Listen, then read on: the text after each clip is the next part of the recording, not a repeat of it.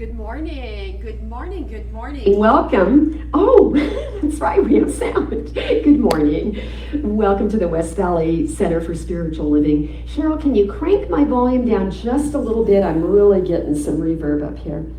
I think Kathy Bradford would love that, but me not so much. So welcome to another Sunday at the West Valley Center for Spiritual Living. I'm Reverend Karen Rice, and I am the spiritual leader of this community. And I'm really happy to be here, especially today. And yet again, as similar to last week, though I'm standing, I'm not sitting in a chair today, that makes me happier. This service is going to be a little abbreviated because we are under construction, and I'm really happy to announce that we do have air conditioning moving in this room right now, and the president board is sitting in the corner giving me a thumbs up. We are very, very happy to do that, and it was so close. We wanted to discourage you from being here for at least until next week. We knew for sure on July 4th, which could be the hottest day of the year because that's the firecracker day. We knew then we would have it, but we weren't quite sure about now. I'm going to say Ed was sure we would have it today. The minister wavered a little bit in her responsibility to the people sitting in the pews. So. Because of the way we're adapting the service, it's just me. I'm going to be a solo act today, and I think that will work out just fine. We'll have a full service next week. Musicians will be back in the building, and on July 11th, I'm planting seeds everywhere I go to remind people, but we are going to be doing some celebrating on July 11th, and I'm not going to tell you all the details yet, but we have good cause to do some celebrating, and so we are looking forward to you possibly even joining us in the sanctuary. And I'm sending out in the newsletter this week, there'll be a little update on this plan that I've created for us. And if you are really sitting there thinking you're almost ready to get out and come back to church, that would be the day to come. So all of the details will be in the newsletter by Wednesday, and I just look forward to having some familiar faces I haven't seen in a while back, and I'm so grateful to those of you who have been really loyal and dedicated in coming and supporting the center in all the ways you do, and being here, engaging with the minister on Sunday morning, it helps. So, let me just take a moment to anchor our service in that great knowing that there is only one mind. It is the mind of God. And this is the day the Lord has made. And so we know with that intention that we bring our hearts and our minds together in this great, beautiful union and experience of oneness. And therefore, everything that happens in this room today is beautifully blessed in that really cool and comfortable way that we are grateful for. So I say thank you, God. I let it be. I release this service and the words of this prayer into that divine law that has already answered our prayer. Amen. So to make it a little familiar, I'm going to recite the purpose statement, and if you know the words, I think this would be really fun if you're sitting at home and there's no aid for you. It'll help you see how sometimes just the repetition of hearing it every week will help you fill in the blanks. So our purpose statement is this. Say it along if you can. We are a loving, joy-filled community honoring the many paths to God as we live, learn, and live the science mind principles. So it is. So, such a great message today. The theme for my talk today is spiritual birthright. And so I'm talking about you. I'm talking really personal today. And I'm especially tender because in my personal life, it's been a very special week. And there's a lot of love moving around in my family, and I have been just sort of resting in this great, beautiful, joyful place of really celebrating and appreciating how amazing life is. And I'm especially grateful this morning that the topic is your spiritual birthright. So the inspiration for the talk title and everything I'm about to say came from a quote from the Science of Mind textbook, a brilliant book that I find encouraging every time I turn to it. And that, of course, is written by the founder of this teaching, Dr. Ernest Holmes. And Holmes was talking about the way we come to the planet to do our spiritual work. And he said that our spiritual work, and here's the quote, is about uncovering and neutralizing wrong states of thought. It is about building in our minds a concept of our spiritual birthright. And that is, that is so well stated. I love that very idea of him using that term, a spiritual birthright, because that idea of a birthright implies that we are entitled to privileges that we have inherited, right? There's a birth line, and through that birth line, we are directly linked to not only the source, that which created us, but those things that we inherited, in the same way that I got my dark hair and my brown eyes from my dad, who has this Native American ancestry, because my mom was blonde and blue-eyed, a little Russian woman. But in the same way we inherit those physical traits, that there's something in our genetic makeup that is divine. And I love pondering that, because that makes me, well, it gives me space to breathe and really accept that there is something divine about me even when I don't remember. And it helps me understand that saying we say often, that we're perfect, whole, and complete, that something in us is untouched by anything in the outside realm or the things going on in our circumstances, that we are still mightily equipped to deal with whatever comes our way. And of course, by living on the planet, we get to practice those skills and sort of hone them and get better at them. So when you say birthright, there's a significant connection to inheritance, and I want us to remember today that we are created in the image and likeness of perfection, of that infinite wisdom, in that beautiful gift of creativity, and that's what we want to call forward in our remembering. I was thinking that, there are still cultures on the planet today where you're born into a caste system.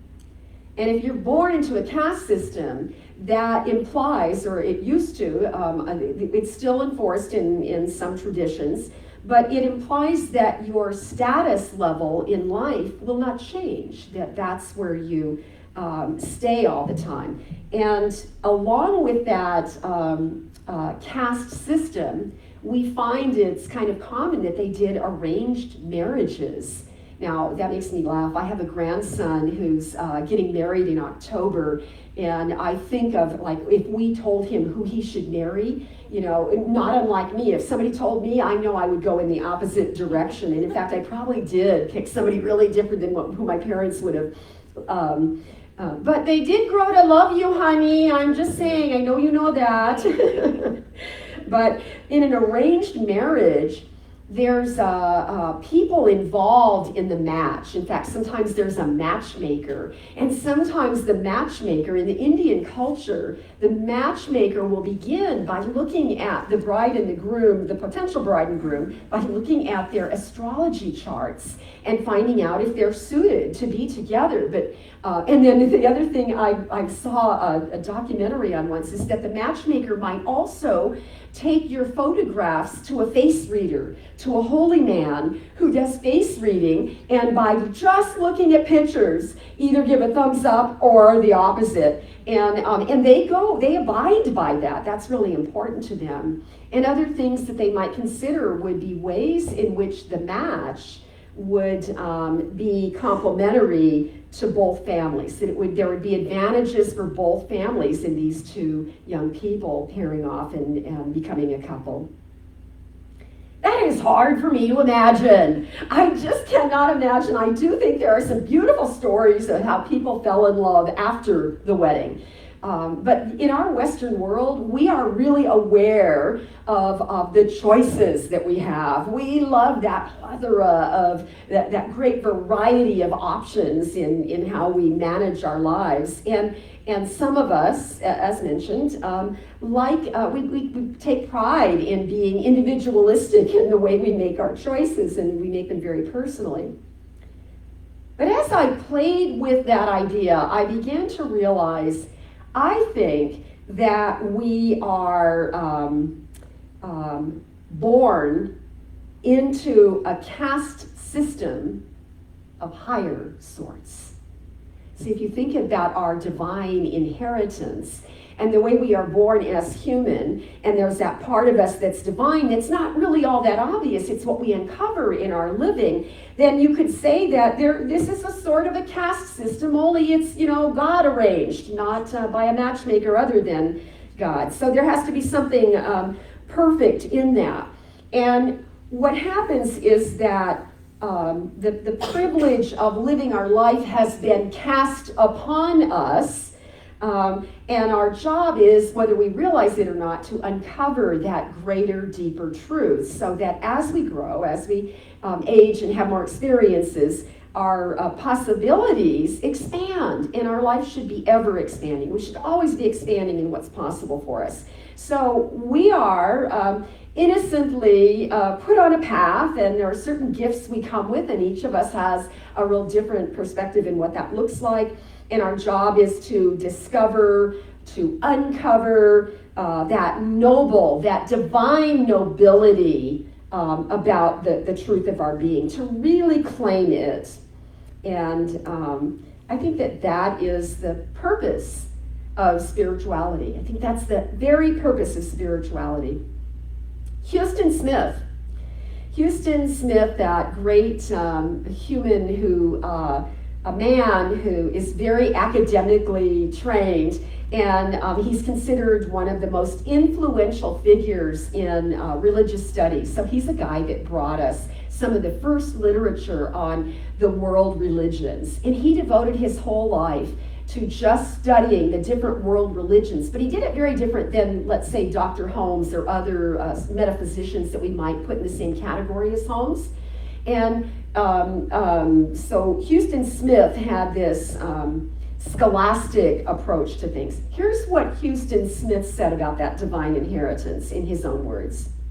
We all carry it within us. He studied all the world's religions. After he studied all the world's religions, he came to this conclusion. We all carry it within us, a supreme strength, the fullness of wisdom, unquenchable joy. It is never thwarted, and it cannot be destroyed. Oh, those are the very words we find true right here. We talk about that it's our God-given gift to experience joy in our lives, and to find that strength, and to know that there's a power that's greater than we are, but we can call on it, we can use it, and make choices in our life aligned to that.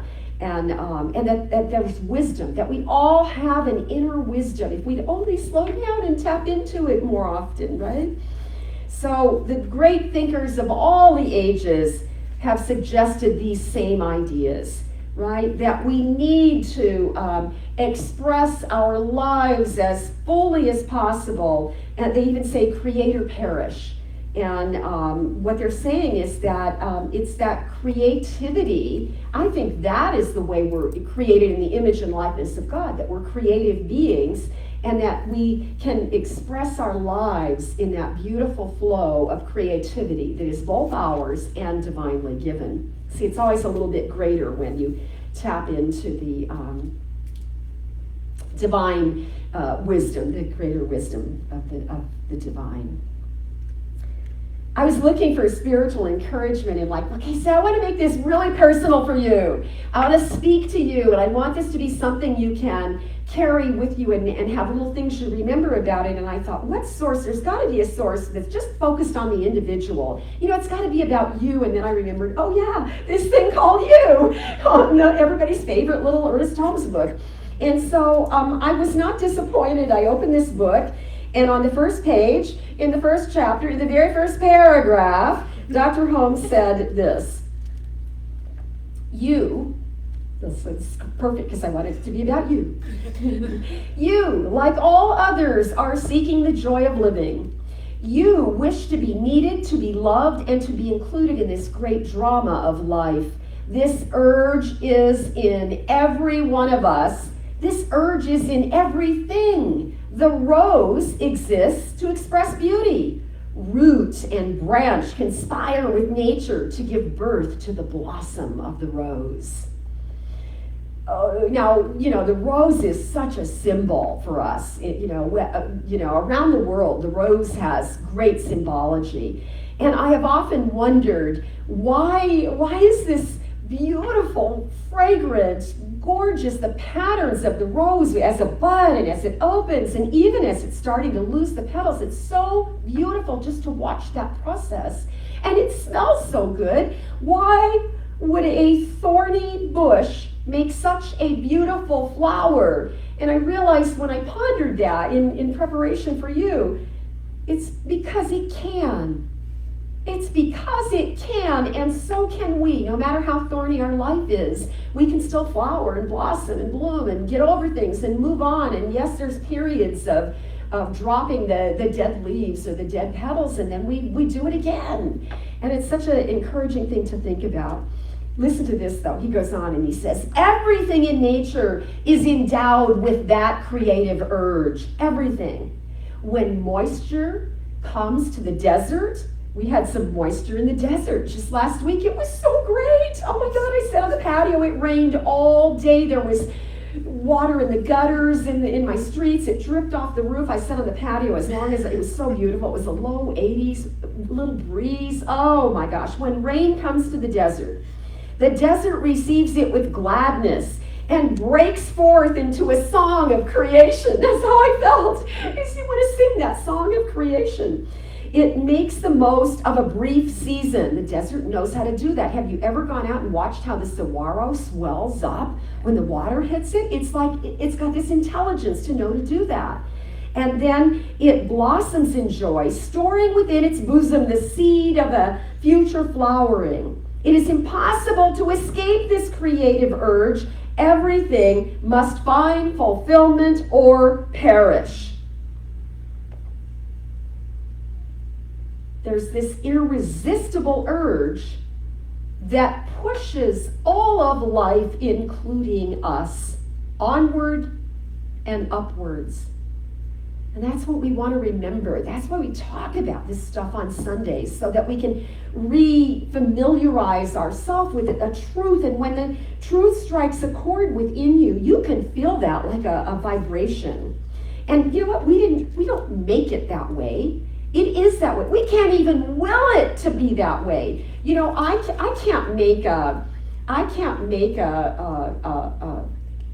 can make a carrot grow. I can plant a seed, but I can't make a seed. That's God-given. That's intelligence in a container. That's a God-given thing. And so how wonderful to know that everything is there and available for us, and we can just use it as we want. So there's a statement that follows all of that, one short sentence, and I just want to share it with you. I don't have permission to tell you who, but somebody we all know and love has a tattoo from this line in this book. And she found this quote before she found The Science of Mind. She was in a library, saw this book, happened to be reading this book, and because it's on page 2, she found it quickly, and she went out and had it tattooed on her body. I think I've seen it. Can't remember. I don't remember if it's a personal tattoo or not. And she will tell you herself, because she's very proud of it, and how beautifully that she then went full circle to come to study all of this material. So here's the quote. Are you ready? Aren't you dying to know what somebody would tattoo on their body? Create or perish is the eternal mandate of nature. This woman happens to be an artist. Create or perish is the eternal mandate of nature. And that struck such a chord in her that without even knowing who Ernest Holmes was, or that she would fall in love with his teaching, she went out and got herself forever memories. So she could, I think it's on her arms, so she could read it. I think it's in a way she could read it, yeah. So I love that, you know. This is the irresistible impulse to create that we all have, and no, we're not all artists, and we know we're not all gifted musically. That would be me. But I can feel it in me, and I always have that yearning to have an experience of it, which is lovely that I get to come to church and we have music on almost every other Sunday but today. And all we have to do is open ourselves to it. That's the only thing we ever have to do is open ourselves to allow it, and to remember that we can never be deprived of it. It's always there and always working. Oh, if we only knew how perfect everything already is, life would be so glorious. If we could only embody that idea of how perfect we already are. We're born into this life. We inherit that genetic code, and then it is encoded in every fiber of our being. So when we say things like, I live and move and have my being in God, we really mean it. We get it at a different level. It's not words. We're understanding that there's something that has been cast upon us that we can ignore, but the way it will rear its head and remind us is when we are needing to be creative in our lives and we are ignoring that call. Sometimes we have to be creative problem solvers. Sometimes we have to be creative in our relationships. Sometimes we have to be, I had to be really creative in getting my patio plants out of the heat for a little while, right? So we listen to those divine calls, because the truth is we have been cast into this one big, gorgeous, beautiful, wild life, and it is ours to experience, and in fact, it is the Father's good pleasure to give it to us. And yet, it's amazing how often we think we aren't enough. In one way or another, we have that little thing that just hangs over us. So here's a funny thought I had when I contemplated that very idea. Like, man, that is a paradox. You know, this is true, and I know this is true, and yet this could be true too. How could that be? So I'm going to do, one of my good friends would call this a hard left. I'm going to take you in a different direction, and I'm going to push your buttons a little bit maybe. I've been thinking, because my week has been so wonderful in my personal life, I've been thinking a lot about the whole purpose of life. And I was thinking about the way that we're born as babies. You know, all of us were once a baby. And then you grow, you know, you grow and you play and you get more knowledge and you grow up and you get a little feisty in your teen years. And all the time we're acquiring wisdom, right? And we're learning skills. And we're figuring out how to do things, and we're moving toward, our parents hope we're moving toward maturity. and then there's that old adage, that way we say, and then your kids grow up and they get married and then they give you grandkids. You know, there's this expectation that it should look just like that. Well, I was thinking, what if we personalized that? Here's where I'm going to go really sideways on you. Hang on. What if it's never been about looking for a partner to complete you? We talk about this here, right? But it's more about not that marriage engagement to another person, but about becoming engaged when you're ready, when you're mature enough, when you're wise enough, about getting engaged with life. Making a commitment to life in the same way a young couple might make a commitment to, or an old couple. We have a lot of, yeah. Don't say that out loud. Moving on. I almost was going to say, you want me to say it, don't you? Some of us have been married lots of times, not me. I've only been married one time, but the man I married, I happen to be his third wife. There you have it. Most of you knew that already. So it's not about that other thing. It's about getting engaged with life. Now, when we are in relationship, that's when we bump up against some stuff that isn't really very easy to move through. Relationships are challenging. I don't need to tell you that. Everybody here knows that. And I think that we partner, not just to co-create, I think we partner because being with another human, trying to live with another human being shows you where you need to grow. So, everybody's chuckling. So I get that in the beginning it's always about, why does he do that? Why doesn't she do this? And there's that place where we don't think we're trying to change the other person, but oh boy, we are. If they would just fit into that looks normal in our world. But see, cohabitation is challenging because life is riddled with choice. And because it is through the contrasts in life, which are very often conflicts, it's through the contrasts that we find beauty. Ask any artist who understands how to use color. So the best relationships, if you know somebody that it looks like they've got a really good relationship, maybe you'd like to have a relationship like that, just know that the best relationships come as we learn to live together with our differences. And this is what's going on in the world right now. I don't know that we're open yet to learn to live with differences, but it is clear to this minister that is what's going on right now. So it's no different than I do not let him use my toothpaste because he squeezes it weird. So to make peace in the family, we use two different brands, and he's not to touch mine, and I have no interest in his. And so you find those ways to make things work, right?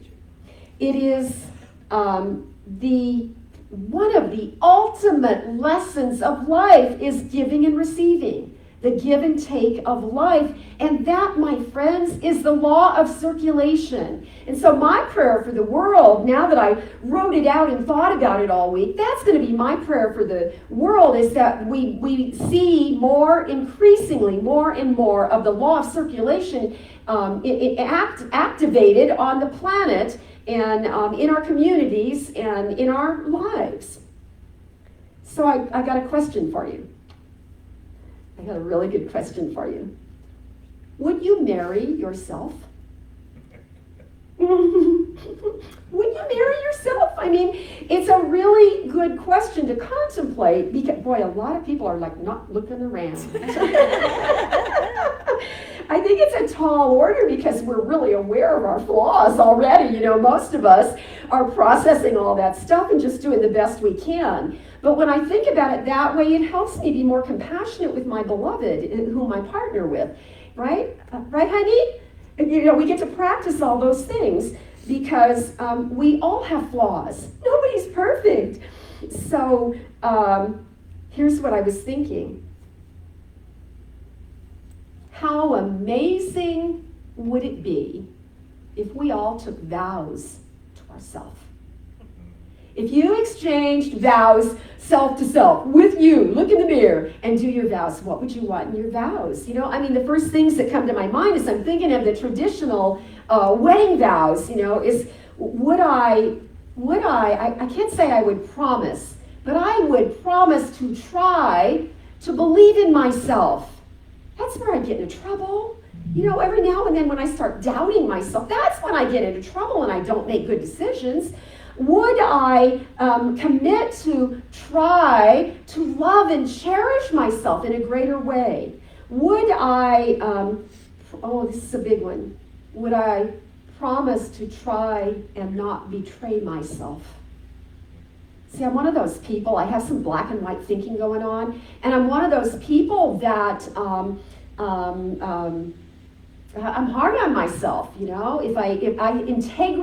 personal integrity is so important to me that if I do something that later feels like I have been out of integrity, it takes me a long time to circle back and forgive myself and love myself again, accept myself just the way I am. So if I was going to write my own vows, and I hope you think about it and play with this a little bit yourself this week, I would take a pledge that I would look at my problems as opportunities. And I would take a pledge to practice tremendous self-compassion when I have heard myself being mean to me. I want to learn, and so I would pledge this, I want to learn to see my flaws in a way that helps me to awaken to my gifts. Because you know what? They're all connected. You can't remove one from the other. The great philosopher William James, who for some reason continues to come up in my personal study, he's so connected to New Thought, and I'm teaching the roots of New Thought right now, so that's probably why I'm seeing a lot of William James in my life. But I found this quote. This is so good. Seek out your mental attitude that makes you feel most deeply and vitally alive, and hear that inner voice that says to you, this is the real me. This is the real me. Seek to hear that voice. And when you have found it, follow it. Those are his words. A great and wise man. And so I want to end this morning by reading just a little more from the book, another quote from This Thing Called You. Ernest Holmes tells us this. Listen to these words very personally. You belong to the universe. You are as much a part of the universe as is the sun and the earth and the air. And there is something in you telling you this, like a voice echoing from a mountaintop. Your soul belongs to the universe. And this, think of it like this day, this information, this idea of would you marry yourself, those vows, think of all of that as a starting point for you to begin investigating the meaning of those impulses you feel, the longings you have, and the desires that have accompanied you through your entire life. The greatest minds of the ages accept that those patterns, when you recognize them, that they exist. And Socrates called it spirit. Jesus called it the Father in heaven, and some of the ancient mystics called it the Atman. Why don't you just call it you? And that's what I wanted to say today. Create or perish. I love that. It's a great tattoo. Create or perish, because if you do not express your creativity, you are not living fully. So I'd like to pray about that. I'd like to invite you to just get really comfortable where you're seated.